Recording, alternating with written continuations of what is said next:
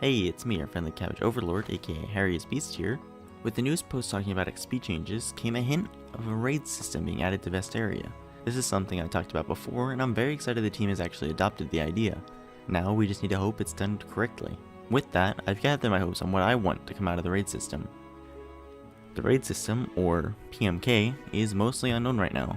It's not expected to be released anytime soon, but just knowing it's something they're working on is a great step in the right direction. Raids will diversify the game, make it less grind intensive, and bring back the fun aspect you feel early game. Here are my ideas on how the team can do this appropriately. The actual raiding system was described as a dungeon with a party quest style raid. That statement reminds me a lot of old school RuneScape, which is great. If we can see some randomization in our instances, and different unique mini bosses to fight while completing tasks, until fighting the big final boss, this would be an absolutely perfect format. But how can they get people to actually want to play in the raids besides from offering more XP?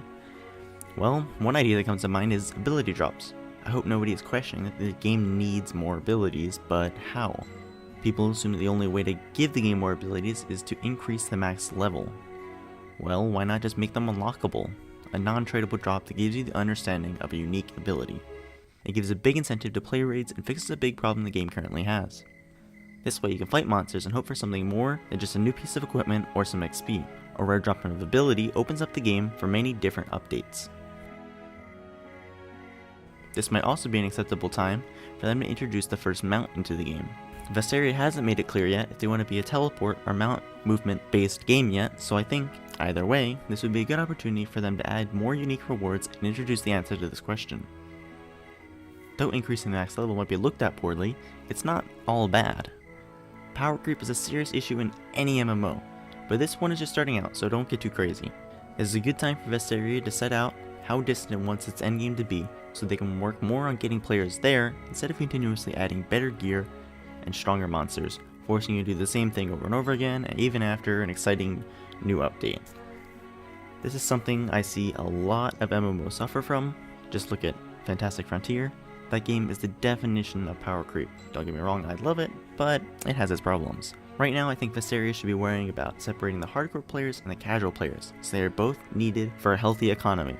If every player can grind PMK the second it's released, the items will have no street value, and, as all items in the shop, will just be sold to the NPCs.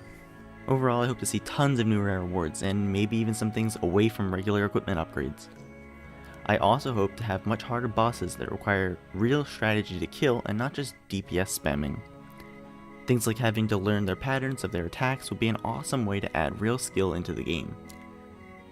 This takes time and practice to learn, and people can't just run in there and spam DPS.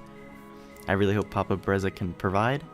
If you have any suggestions on how to improve raids, please comment them down below or on the forum post that will be attached to the link in the description. I'm your friendly cabbage overlord, and thanks so much for watching.